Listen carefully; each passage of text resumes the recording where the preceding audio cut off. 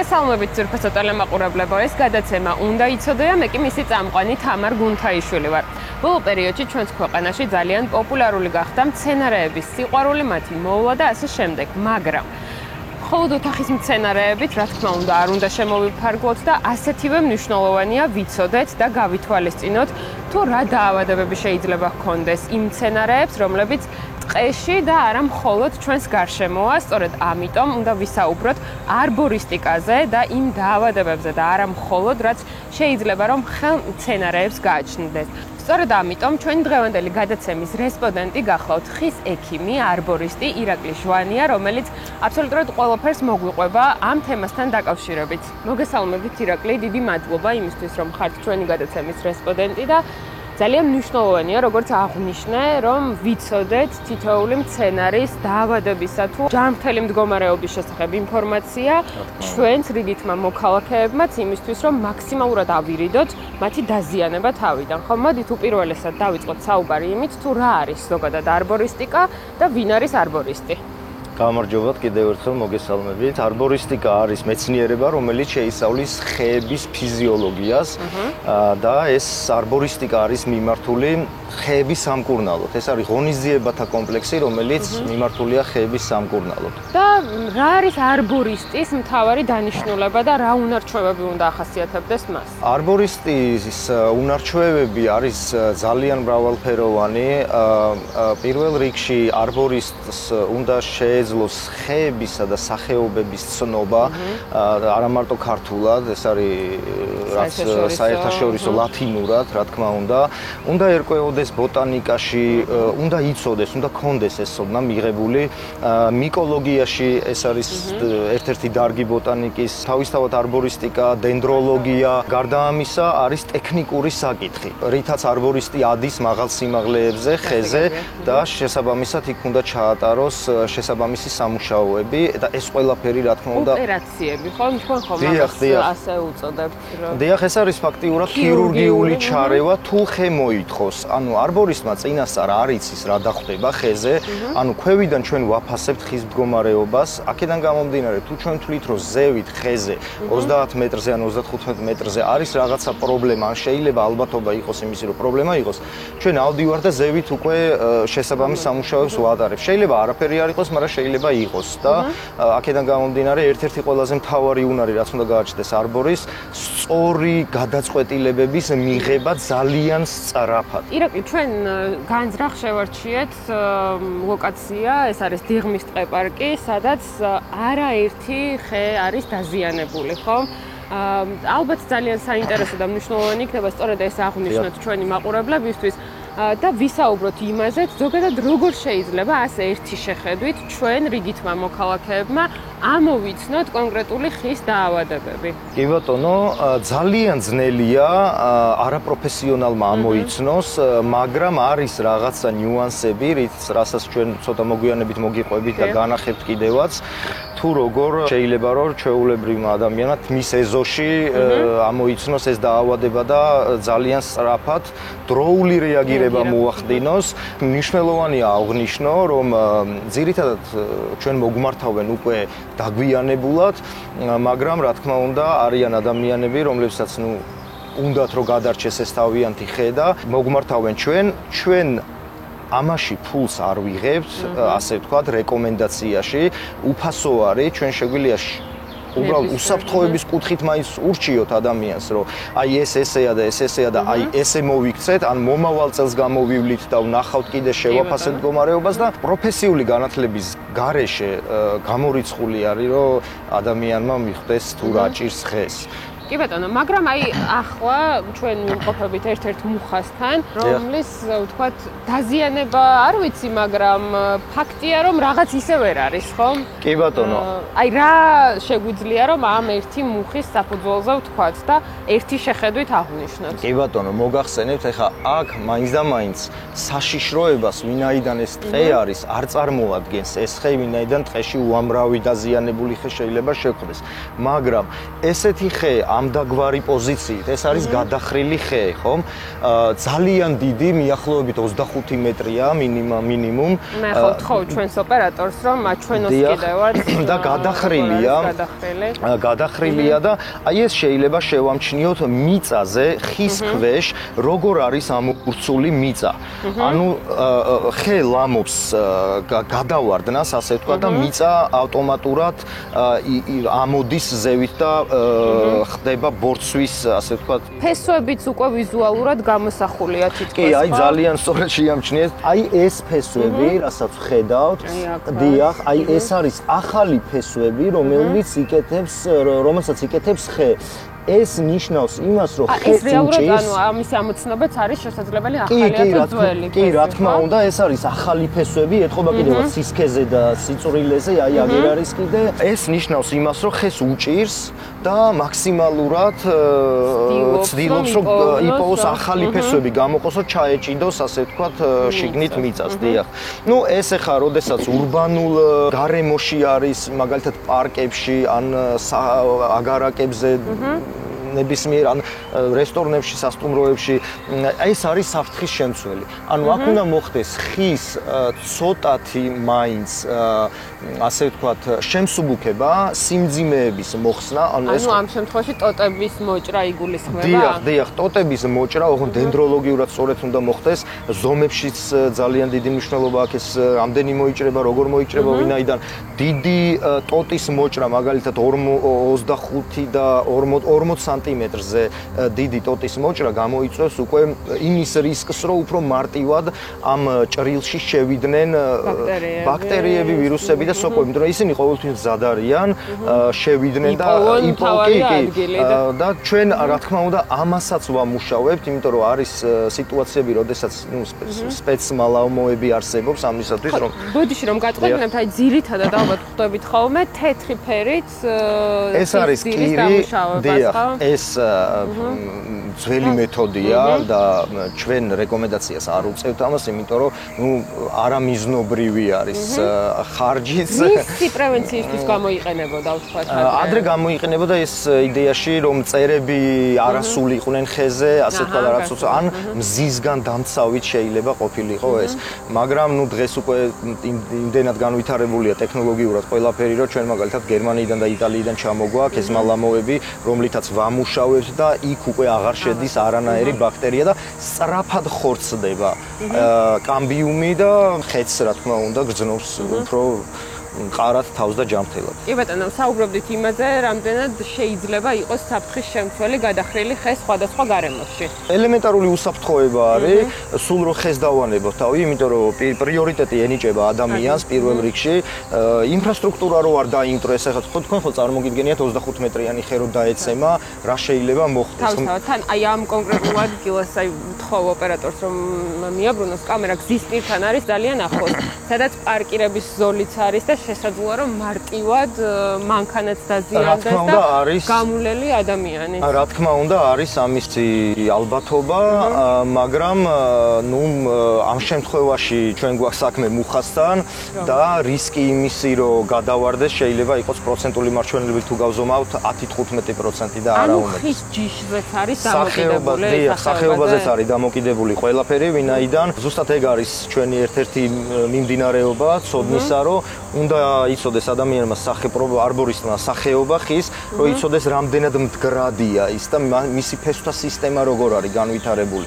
ეხლა ეს რომ იყოს მაგალითად ვერხვი, ალვის ხე, ან შეიძლება იყოს ცაცხვი, ან რცხილა, უფრო მარტივად ვარდება, იმიტომ რომ ლაყე არის თვითონ სტრუქტურულად ხე და აქედან გამომდინარე გააჩნია ამ ყველაფერს აზრი თუ რა სახეობა არის.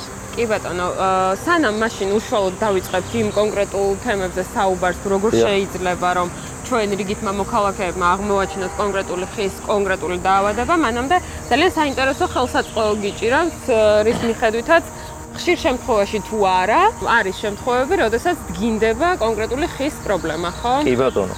ჩვენ როგორც წესი დიაგნოზს ვსვავთ ვიზუალური დათვალიერების საფუძველზე, ხო?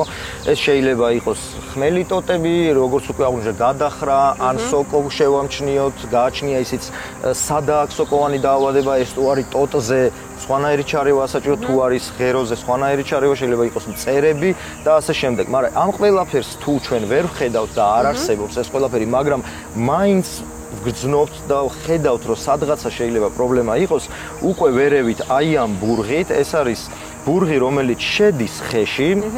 შიგნით არის მილი, ასეთი, აი. შეგვიძლია მე მგონი აქ ჩავატაროთ ექსპერიმენტი და თუ აი ახლა უცებ ასე ერთი შეხედვით კი ბატონო, შეგვიძლია. ხეზე ეჭვს მიიტანთ, მოდით პირდაპირ ვცადოთ მაშინ და მაყურებელსაც უფრო დეტალურად ვაჩვენებთ. კი ბატონო, ეხლა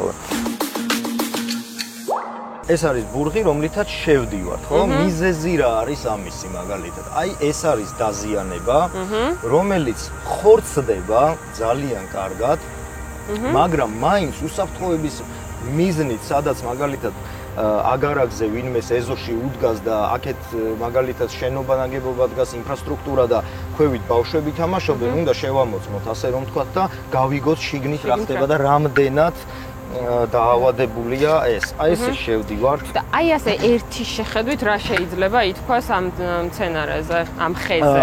არის ჯამრთელი, ეს არის დაზიანება, სავარაუდოდ ან ხე მოტყდა, დავარდა და ამას დაეცა, ან არ ვიცი რაიმე დიდმა მანქანამ გაიარა. ფიზიკური დაზიანება. ფიზიკური დაზიანება, დიახ, ეს არის ფიზიკური დაზიანება. შეიძლება თვითონ ადამიანმაც გააკეთა. აი ასე შევდივართ.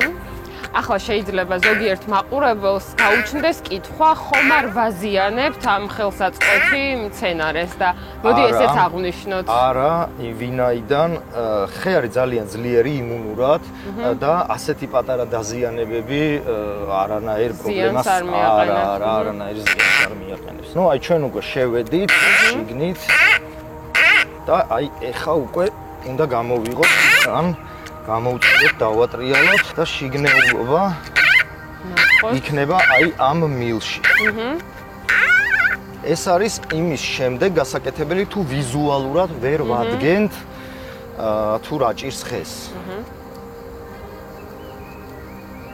დიახ, აი ჩვენ შეგვიძლია ახლა გამოვიღოთ აქედან აი შეხედეთ, ეს არის შიგნეულობა, რაც ყველაზე მთავარი არის, დიახ, აი რამხელა გამოდის. და აქ უკვე შეგვიძლია ვიზუალურად შევაფასოთ თუ რაიმე სოკოვანი დაავადება აქვს და თუ ჩვენ შევამჩნევთ რაიმეს, ამას ნამდვილად არა აქვს არაფერი, არის ძალიან ჯამრთელი და სუფთა, კი არ წარმოადგენს საფრთხეს.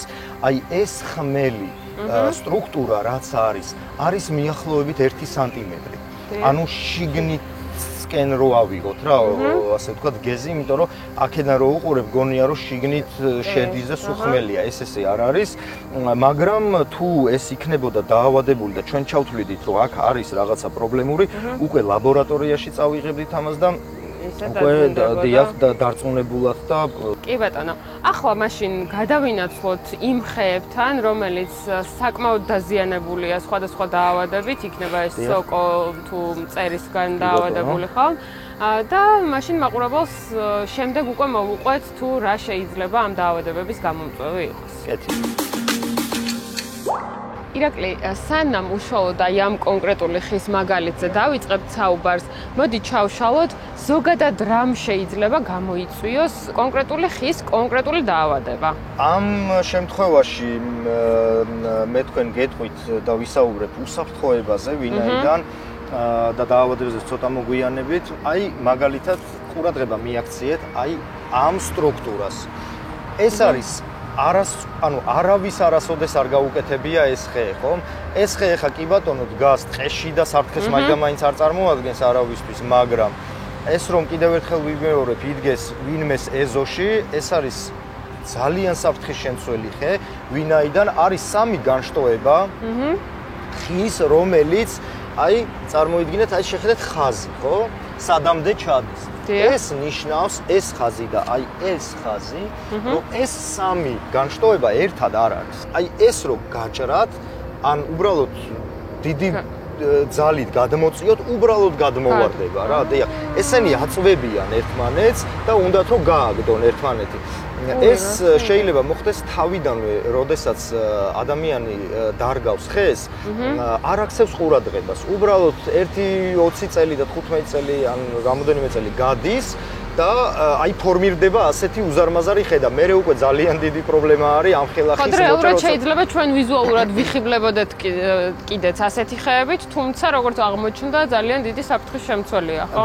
დიახ, ეს არის ძალიან დიდი საფრთხის შემცველი, შეიძლება გადმოწყდეს. აი აქ ხედავთ მუცელს, მაგალითად, რომელიც აქეთ რო იწევა, აი მუცელი გაიკეთა, აქ აი ჩანს ეს მუცელი, აი ესე. აი აქაც ჩანს, ნახეთ, ბზარი.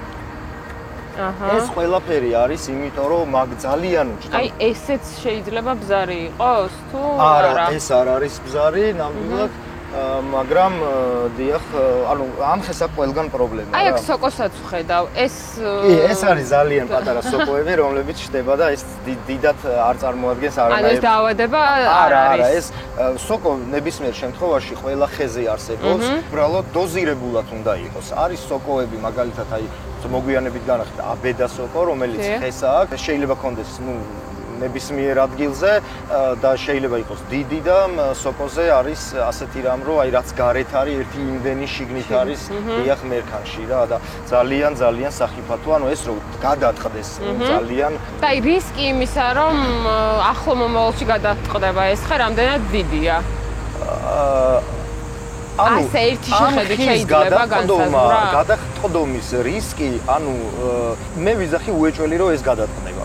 როდის გადაწყდება ეს არ ვიცით, მაგრამ როდესაც კიდევ ერთხელ ვიმეორებ ეს დგას ეზოში ან რომელიმე ინფრასტრუქტურულ გარემოში, ხო? ნუ ძალიან დიდ ზიანს გამოიწვევს. ანუ კი ბატონო, ჩვენ ახლა ფაქტობრივად ვამბობთ იმას, რომ ეს ხე აუცილებლად გადაწყდება, მაგრამ სანამ ამ პრობლემის წინაშე აღმოჩნდებით, მანამდე ვის უნდა მივმართოთ, როგორ უნდა მოვიქცეთ, რომ აი ამ ხემ რაღაც სახის ზიანი არ მოუტანოს არც მოსახლეობას, არც თქვათ ბუნებას და ასე შემდეგ, იმიტომ რომ შეიძლება ადამიანი არ დაზიანდეს, თუმცა სხვა ხეები გარშემო დააზიანოს, ხო? აი როგორ ვიქცევით ამ შემთხვევაში? ნუ პირველ რიგში ეს ხე თუ თქვენ კერძო საკუთრებაში დგას, აუცილებლად კერძო კომპანიას უნდა მიმართოთ, იგივე ჩვენ და გაგიწევთ რეკომენდაციას თუ რა შეიძლება გაკეთდეს. ამ ხის მოჭრა არის, უბრალოდ საცოდაობა და ჩვენ ყოველთვის ვიძლევით გავცემთ რეკომენდაციებს იმისათვის, რომ გაკეთდეს ხის ფიქსაცია, ანუ კრონის ფიქსაცია. ავდივართ მაღლა და სპეციალური ბაწრებითა და ქამრებით ვაბავთ ამ ხეებს, რომ ქარის დროს მაგალითად ნაკლები მოძრაობის არეალი კონდეს ხეს და არ გადავარდეს, ასე ვთქვათ. ეს ხე, როდესაც ჯამრთელია, მაგალითად შანსი იმისა და არის მოზარდი, ასე ვთქვათ, ხო, შეიძლება იყოს 100 წლის და არ გადაბერებული, შანსი რომ გადმოვარდეს და გაასკდეს და გადაიხრიშოს არის ძალიან მცირე, მაგრამ მას თუ ყავს მწერი მაგალითად და ჩვენ შევამჩნიეთ რომ აი ამ პრობლემურ გაზრდილ ხეს კიდევ ემატება მწერი, რომელიც ასუსტებს შიგნით კამბიუმს, რომელსაც ასე ვთქვათ უჭირავს მთლიანი ხე, აი მაშინ უკვე უფრო საფრთხეს წარმოადგენს ეს ხე და გარდა ამისა, როცა უკვე სუსტდება ხე, მე უკვე სოკოც ესევა და შესაბამისად უკვე ადამიანს ვანიჭებთ უპირატესობას და ვჭრით ასე ვთქვათ ხეს. და აი ამ შემთხვევაში როგორ მოვიქცეთ? აი ამ კონკრეტული ხის შემთხვევაში, როდესაც მაყურებელი ნახავს განსაკუთრებით ალბათ დიღმის მოსახლეობა, რომელიც აქვე ცხოვრობს, ხომ გაჩნდება კითხვა, თუ საფრთხის შემცველია, როგორ ვიქცევით? თუ მუნიციპალიტეტს ეკუთვნის, მუნიციპალური ორგანოები უნდა იყვნენ, მე როგორც ვიცი, არსებობს შესაბამისი ორგანოები, რომლებიც აკონტროლებენ ამას. მე ვერ გეტყვით ახლა აქ აკონტროლებენ თუ რამდენად კარგად აკონტროლებენ, სავარაუდოდ, აკონტროლებენ, მაგრამ კერძო სექტორი, ასე ვთქვათ, უნდა მოგმართოს ჩვენ და ჩვენ უკვე ჩავერთვებით პროფესიონალები. კი ბატონო, მწერები ახსენეთ და ძალიან საინტერესო ფორმატზე მომზადებული მწერების სახეობები გვაქვს, რომლის შესახებაც მაყურებელს უნდა გავუზიაროთ. ხო, ინფორმაცია გაჩვენებთ აუცილებლად ამასაც სულ რამდენიმე წამში. აი აქ გვხედავთ ჩვენ პატარა ოპერაცია ჩავატარეთ. დიახ. ეს არის საქართველოს ტყეებში გავრცელებული ძირითადი მავნებელი ხოჭოები. კი ბატონო. და აბა მოგვიყევით რა სახის მავნებლები არიან და როგორ უნდა ამოვიცნოთ ხეზე შეიძლება თუ არა ეს მავნებელი იყოს და არსებობდეს. სოკოებთან შედარებით ამათი ამოცნობა უფრო მარტივი არის, მაგალითად აქ არის წარმოდგენილი სახეობები ამ მწერების, რომლებიც ეტანებიან მაგალითად აი ნაძვზე, რაც სამცხე-ჯავახეთში ტყეების, ასე ვთქვათ, ტყეებში გვიხმება. ეს არის ბეჭდავი ქერქიჭამია, იგივე ის ტიპოგრაფუსი ლათინურად, რომელიც გავრცელებულია ძალიან ბევრი ჩვენთან. აი მაგალითად თბილისის შემოგარენში ფიჭვები რო გვიხმება, ხო? ეს არის ტომიკუს პინიპერ და იგივე ფიჭვის დიდი მებაღე. დიახ. რომელიც შედის ქერქის ქვეშ და აზიანებს კამბიუმს თავისი ბურღისებური პირის აპარატით და შესაბამისად გვიხმება მერე ეს ხეები. კი ეს ყველაფერი გამოიწვია იმან, რომ გენერაცია ეკოკლიმატი შეიცვალა ზოგადად სოფლიოში, უფრო დაცხა, უფრო მეტი საშუალება აქვთ ამ მწერებს რო კვერცხები დადონ, დიახ. თუ იდებოდა პირობითად ვიძახით ხა 200,000 მაგალითად კვერცხი წელიწადში ერთი ბეჭდავი ფიჭვის დიდი მებაღის მიერ, ეხა მილიონი იდება და შესაბამისად ესენი ყველა ესევიან უფრო, დიახ. აი მაგალითად ამ ფიჭვის დიდი მებაღის ნომერი 2 სავალი მაგალითად გზები აი ასე გამოიყურება მაგალითად. ანუ ხეზე ჩვენ შეგვიძლია ასეთი კვალი ვნახოთ ვიზუალურად. დიახ, აი ესენია კვალები, რომლებსაც ტოვებენ აი ეს მწერები. აი მაგალითად მუხაზე გადავიდეთ, რაც ყველაზე უფრო მარტივად შესამჩნევია. აი ეს არის მუხის დიდი ხარაბუზა, რომელსაც ძალიან უყვარს მუხის მერგანი, შედის შიგნით. ეს არის ნომერი 12. აი აქ თქვენ შეგიძლიათ ნახოთ თუ რამხელა დიახ ფუღუროებია დიახ ფუღუროები არის და არის ტრაპეციულად მიმართული და არა დიახ აი ეგრევე რა და ეს პირდაპირ ნიშანია თუ შეამჩნევთ ერთს ან ორს აი ხეზე ეს ძირითადად არის ახალ გადაჭრილ ტოტებზე ქვედა ნაწილში ძირითადად და შესაბამისად აი ეს ნიშნები თუ ჩვენ შევამჩნიეთ ჩვენ ეზოებში და არ არის მთავარი რომ ეს უკვე მთელ ხეს კონდეს ასე ვთქვათ ეს ნიშნები პატარაზე რაც უფრო ადრეულ ეტაპზე გამოვავლეთ დაავადებას მით უფრო სწრაფად შივალთ და რეაგირებას მოვახდენთ და აი ეს არის ძალიან მნიშვნელოვანი სწორედ ამიტომ მინდოდა მაქსიმალურად რომ ჩაგვეშალა ეს საკითხი როგორ უნდა მივხვდეთ ჩვენ რიგითი მოქალაქეები იმას სჭირს თუ არა ხეს რაიმე დაავადება. შემდეგი საკითხი რომელზეც უნდა ვისაუბროთ ხის სოკოვანი დაავადებებია ხო? გადავინაცვლოთ მაშინ შემდეგ პრობლემურ ხესთან. ირაკლი, როდესაც თქვენთან ამ თემაზე სასაუბროდ ვემზადებოდი, გადავავლე გარკვეული სახის ინფორმაციებს თვალი და აღმოვაჩინე, რომ სოკოს ძალიან ბევრი სახეობა არსებობს რეალურად, ხო? ახლა ჩვენ ვიმყოფებით იმ ხესთან, რომელიც სოკოთი არის დაავადებული. რა შეგვიძლია ამ კონკრეტულზე რომ ვთქვათ? ამ კონკრეტულზე შეგვიძლია ვთქვათ, რომ აი ხედავთ კიდევაც სოკოს თვით სოკოს, რომელიც მაგალითად რაც გარეთ არის, ერთი იმდენი შეიძლება შიგნით იყოს, დიახ, რაც უხილავია უბრალოდ. ეს სოკო ჭამს ხის იმ აბსოლუტურად თვისებებს, რაც შეიძლება რომ ხე ყარად იყოს და სასარგებლო იყოს და აქედან გამომდინარე სუსტდება ხე. ეს არის ხილვადი. არის უხილავი სოკოები, რომლებიც უბრალოდ შეიძლება ადამიანმა ვერ შეამჩნიოს, შეიძლება იყოს შავი ფერის რაღაცა გამონადენი, რომელსაც შეიძლება ქერქი მოვაშორო და შიგნით დავინახოთ უზარმაზარი სოკოს ქსელი, ასე რომ ვთქვათ, რომლებიც იგივეს საკეთებენ ნებისმიერ შემთხვევაში ასუსტებენ ხეს. და წარმოიდგინეთ ახლა ამ ხელა ხეს როდესაც აი ამ ნაწილში არის დასუსტებული, თან არის გადახრილი. თან აქვს იგივე პრობლემა, რაც წინ 2 წუთის წინ ვისაუბრეთ. შესაბამისად, ეს უკვე არის ძალიან დიდი საფრთხის შემცველი, რომ დავარდეს და ასე შემდეგ. დიღმის ტყეპარკის მაგალითზე სულ 2 ხე განვიხილეთ, მაგრამ დარწმუნებული ვარ, რომ აქ კიდევ ძალიან ბევრი იქნება ისეთი, რომელიც დაავადებულია. ხო, რა უნდა გაკეთდეს იმისთვის, რომ ცნობიერება როგორც საზოგადოებაში, ასევე სახელმწიფოში ამაღლდეს უფრო მეტი ყურადღება დაეთმოს ხეებს, აი სწორედ ეს გახდა ჩემთვის მთავარი მიზეზი იმისა, რომ დღეს ამ თემაზე ვაკეთებ გადაცემას. ძალიან მნიშვნელოვანია რეალურად გაუფრთხილდეთ გარემოს, ხო? კი, რა თქმა უნდა. პირველ რიგში ვიტყვი იმას, რომ ჩვენ ქვეყანაში პროფესიული სკოლები, საგანმანათლებლო დაწესებულებები ამ კუთხით არ არსებობს. თქვენც გერმანიაში გაქვთ ძალიან სამწუხარო არის, მაგრამ ჩვენ დარწმუნებულები ვართ იმაში, რომ მალე იქნება და სახელმწიფო დაკავდება ამით, ჩვენი მეშვეობით, რა თქმა უნდა, თვითონ სახელმწიფო მარტო ამას ვერ გააკეთებს.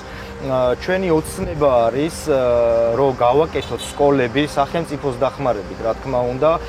მოვა მაგის დროც რამოდენიმე წელიწადში, რასაც უკვე ჩანს რომ იგრძნობა მათი დაინტერესება დიახ თვითონ ადამიანები ძალიან განვითარდნენ ამ კუთხით უკვე აქცევენ ყველაფერს ყურადღებას ჩვენ მაგალითად მაქსიმალური რაც შეგვიძლია გავაკეთოთ ისევ და ისევ თქვენი მეშვეობით ეს ტელევიზიების სიმულურად ვცდილობ რომ აი ესე როგორც თქვენთან გადავიღოთ ვილაპარაკოთ ვისაუბროთ რომ ინფორმირებული იყოს ადამიანი მოსახლეობა და ფიქრობთ კი არა და დარწმუნებულები ვართ რომ ამას საქართველოში მომავალი აქვს იმიტომ რომ ამას მომავალი რო არ კონდეს ეს არ იქნებოდა ევროპაში განვითარებული იმ დონეზე რა დონეზეც ხო არის დღეს ვინაიდან იგივე მეც გერმანიაში მაქვს უკვე ვახსენე განათლება მიღებული ამ კუთხით და ძალიან განვითარებულია აი ხო რეალურად სერტიფიცირებული არბორისტი როგორც ვიცით თქვენს გარდა საქართველოში არც არსებობს სერტიფიცირებას რაც შეეხება ძალიან მნიშვნელოვანია ადამიანმა იცოდეს გარდა იმ ტექნიკური საკითხისა რომ ხეზე უნდა ავიდეს